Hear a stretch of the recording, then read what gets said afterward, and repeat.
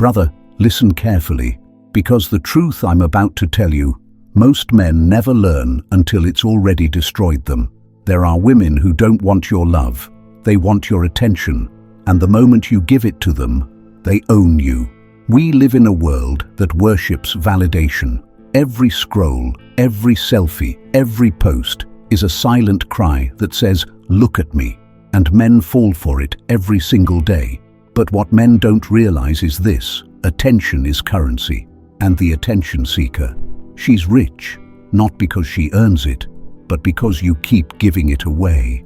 She doesn't want connection. She wants a mirror, someone to reflect back how special, how desirable, how irreplaceable she thinks she is. And if you're not careful, that mirror becomes you. You'll know her by the way she walks into a room, like she's on stage. By the way her phone never leaves her hand, because attention isn't just oxygen to her, it's addiction. If she's not being seen, she feels invisible. And when you stop giving her that spotlight, she'll find another man who will. She'll flirt without purpose, post without meaning. She'll tell you about all the guys in her DMs, pretending it's annoying, but secretly, it's her fuel. You'll think she's confident, but what you're really seeing is emptiness wrapped in glitter. Here's the psychological truth. People addicted to attention are terrified of stillness. Because stillness exposes the truth, they don't love themselves. And brother, when you love a woman who doesn't love herself, you don't become her peace, you become her distraction. At first, she'll make you feel like you're the only one who truly gets her. She'll tell you stories about her crazy ex, or how men just can't handle her. But the pattern repeats. Every man before you thought the same thing. Every man ended up drained, confused, and wondering what he did wrong. You can't fix her. You can't outlove a void. Because the attention seeker isn't looking for love. She's running from loneliness. And you, my friend, are just her next hiding place. So before you fall for the girl who thrives on being seen, ask yourself this: if she stopped getting attention tomorrow, would she still know who she is? If the answer's no, walk away. Because the cost of chasing an attention addict isn't just your time, it's your peace. You walked away from the spotlight. You wanted peace. But now a different danger walks into your life. Quieter, deadlier. It doesn't scream for attention. It counts your money. Listen close. The gold digger is not always glamorous. She can be soft-voiced, sweet. She can wear church shoes and a smile that looks like Sunday. That's the point. She hides in plain sight. You'll notice her in how she sizes you up, not with her eyes, with her questions. "What do you do?" she asks, like it's small talk. But every pause is a ledger. Every compliment is a cost-benefit analysis. She measures your car, not your character. She remembers little details about your investments, but forgets the names of your friends. This isn't about money alone, it's about priority. A gold digger wants to be first in your spending, second in your schedule, last in your conscience. She confuses generosity with entitlement. She makes you feel generous and stupid in the same breath. Story. There was a man I knew, strong, silent, made his money the old way. Work, discipline, late nights. He met a woman who adored him at first. She laughed at his jokes. She loved his mother. She moved in quick. Then the real math began. Her tastes got more expensive. Her friends appeared overnight. She had needs that only diamonds and destination dinners could cure. When he hesitated, she cried. She threatened quaint things. "If you loved me, you'd do this." He gave. He gave more. He became the bank. One morning he woke up, not beside a partner, but a ledger. She left with half the furniture, the car, and the quiet smugness of a job well done. That's how it works. Not all gold hunters are obvious. Some seduce with vulnerability. Some build narratives. "I had nothing before you." That language pulls at your chest. It makes you want to save. But when saving becomes an investment into someone else's lifestyle, not their growth. You are financing a story where you never star. Psychology. The gold digger often grew up with scarcity or learned to equate self-worth with material gain, or she simply values leverage. Why give loyalty when you can rent security? We don't fix that for her. We see it. We set boundaries. Hard truth. Money amplifies truth. It exposes who will stay when the checks stop and who will leave when the bills start. Your bank balance reveals people's priorities faster than any talk. So what do? You don't test her with traps. You observe patterns. Watch how she treats people who have nothing to offer. Watch how she talks about your goals when they don't benefit her. Demand reciprocity, not equality in gifts, equality in sacrifice and effort. You must protect your resources, not as a miser, but as a man who understands value. Your money is oxygen for your vision.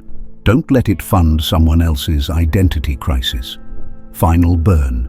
If she sees you as a wallet first and a man second, that relationship is a transaction, not a transformation. Walk, cut it clean. Don't negotiate dignity for luxury.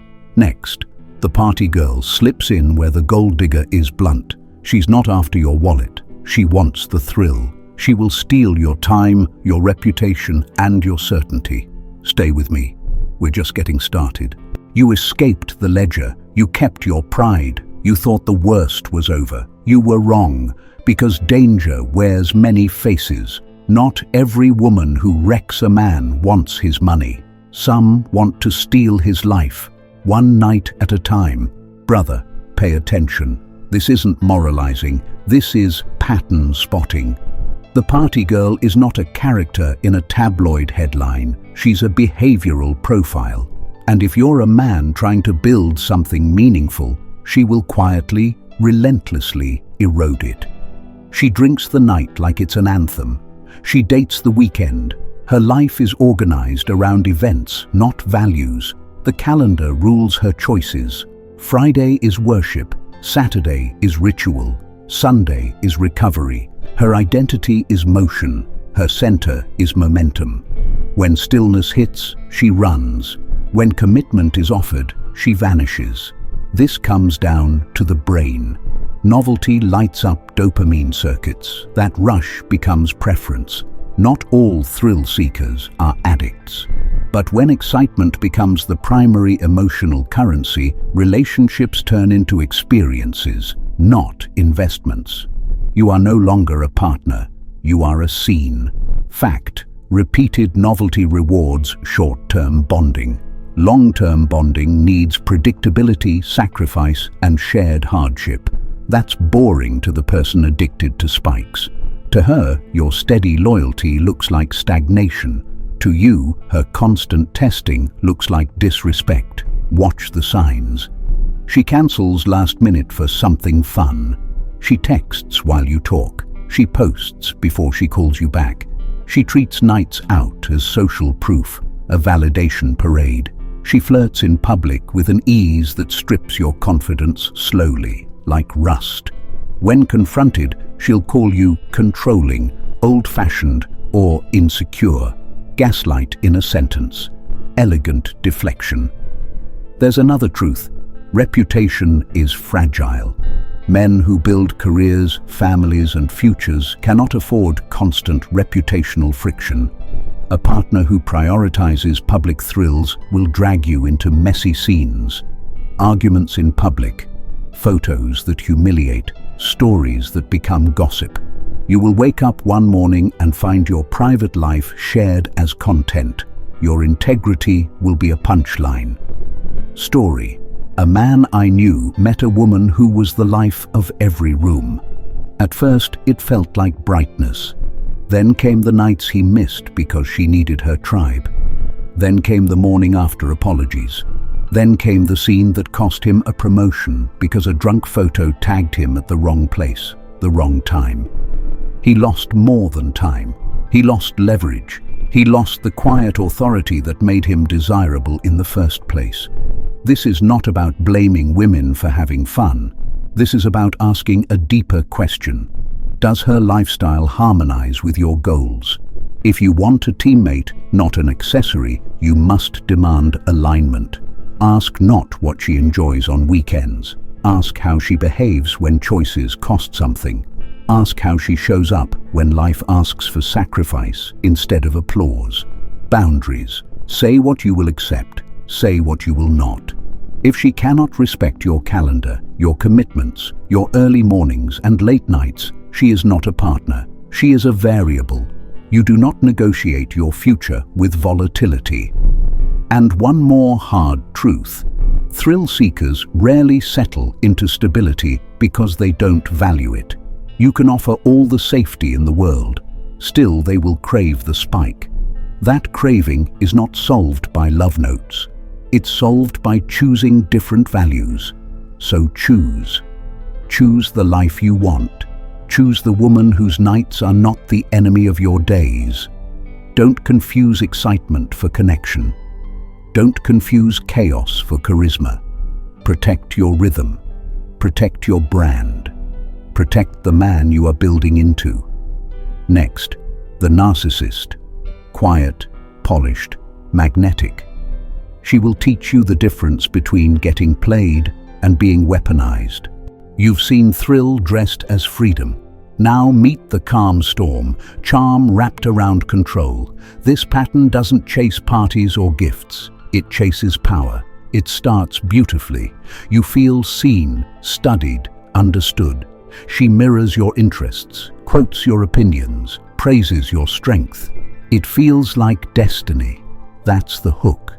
Narcissistic dynamics always begin with reflection. They make you fall in love with your own reflection in their eyes. Psychology calls it love bombing. Rapid attachment, intense intimacy, constant contact. It floods your brain with dopamine and oxytocin, the same chemistry that forms addiction. When the rush fades, she withdraws. Suddenly you're chasing the high, wondering what you did wrong. That confusion is control. Here's the science. People with high narcissistic traits regulate their self-esteem through admiration. They need an audience more than a partner. When admiration fades, because every relationship becomes ordinary eventually, they create conflict to reassert importance. That's why the calm days vanish. They need drama the way a diver needs oxygen. Watch the cycle. Idealization, you're perfect. Devaluation, you're flawed. Discard, you're gone, until they're bored and return. Each round leaves you smaller. You start editing yourself to avoid criticism. You start apologizing for peace. You lose the weight of your own presence. A man who ran a successful business, gym discipline, composed, he met a woman who saw him instantly. 6 months later, he was questioning his memory. She'd deny words she'd said the night before. She'd twist jokes into insults, compliments into manipulation. When he confronted her, she cried, accused him of cruelty. He stayed to prove he wasn't the villain she described. That's the trap, defending yourself inside someone else's narrative. Controversial truth. It's not her beauty that destroys you, it's your ego. Narcissistic patterns only survive when you need to be understood by them. The cure is indifference, not explanation. You don't win arguments with self-centered people, you end conversations with them. Red flag checklist. Everything is about image. Apologies sound like PR statements. Your achievements become competition. Their empathy switches off when your pain interrupts their spotlight. Boundary. Stop rewarding manipulation with negotiation. When respect disappears, silence is power. Leave without speeches. Narcissistic patterns feed on closure. Starvation is escape. Perspective shift. Every man who values peace must protect his mirror. Choose partners who challenge you privately, not publicly, who celebrate your wins without needing to steal the applause, who can say, "I was wrong," without performance. You cannot love someone out of self-obsession. You can only leave them to face the echo of their own behavior. But brother, if you think that's the end of the battlefield, it's not. there's one more kind. The final trap. The one that doesn't manipulate your attention, your wallet, or your mind, but your biology. The one who confuses lust with love and turns intimacy into your downfall. Next, the promiscuous woman, the illusion of connection. Brother, this one will cut the deepest because it looks, smells, and sounds like desire. It feels spiritual. It feels inevitable. It feels like home. But desire without depth is a wildfire. It burns fast, beautiful, and leaves nothing but ash. The promiscuous woman isn't a caricature. She's a living contradiction. She gives you bodies, not belonging. She confuses touch for truth. She can be tender and then gone, present and then distant, intimate and then surface. And you keep convincing yourself the next moment will be different, that the next time means something, that you are the one who'll finally make it real. Let me be brutally clear. Sex is not the problem. Intimacy is. You can sleep with someone and still build a life, but the promiscuous woman weaponizes intimacy. She packages it as currency, as proof, as bargaining power. She uses closeness like a mask. Up close you feel seen, invisible the moment you want commitment. Story. There was a man who believed love was a thing you proved in bed. He thought giving himself away would buy loyalty. He thought vulnerability would anchor her. Instead, he learned the opposite. The more he gave, the less she stayed. His nights remained full. His mornings became lonely. The voice on the other end grew quieter. He kept chasing the feeling of being chosen, and every choice was a rehearsal with a new cast. Here's the uglier truth. The promiscuous woman offers abundance. Many options, many moments. Abundance looks like freedom on the surface. But for you, it becomes scarcity. Your time, your focus, your emotional availability. You try to be the exception. You try to be the one who matters. That hope becomes your leash. Psychology is cold. When sex is frequent but commitment is rare, your brain starts to confuse intimacy with approval. Oxytocin tricks you into attachment. Dopamine rewards the chase.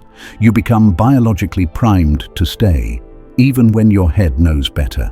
That's what makes this trap so brutal. Your chemistry conspires against your clarity. Warning signs. Learn them like a second language. She resists labels but demands access. She keeps doors open, physically, emotionally, always.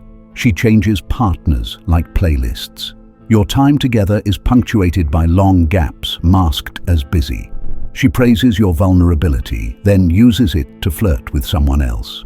And the worst sign, she tells you you're special, right before she ghosts. How you lose yourself. You start measuring worth by proximity. Your self-esteem becomes tied to whether she texts back at 2 a.m. You neglect rituals that build legacy. Your call to the gym, your morning run, the meeting that could change everything.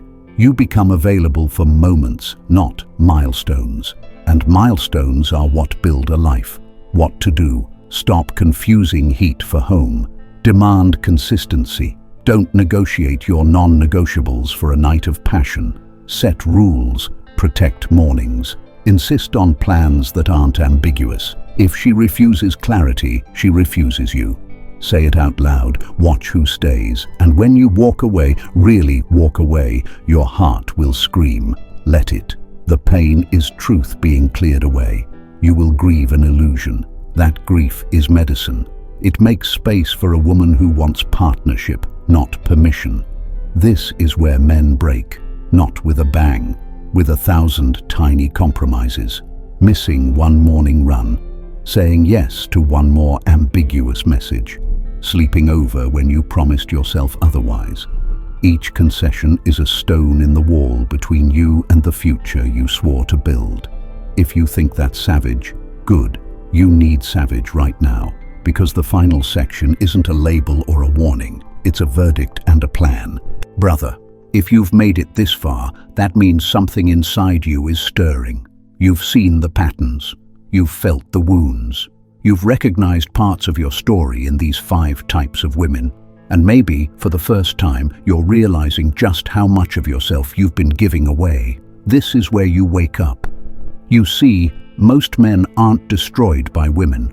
They're destroyed by the parts of themselves they abandoned to please women, their discipline, their focus, their boundaries. The truth is, you can't lead a life of purpose while kneeling for approval.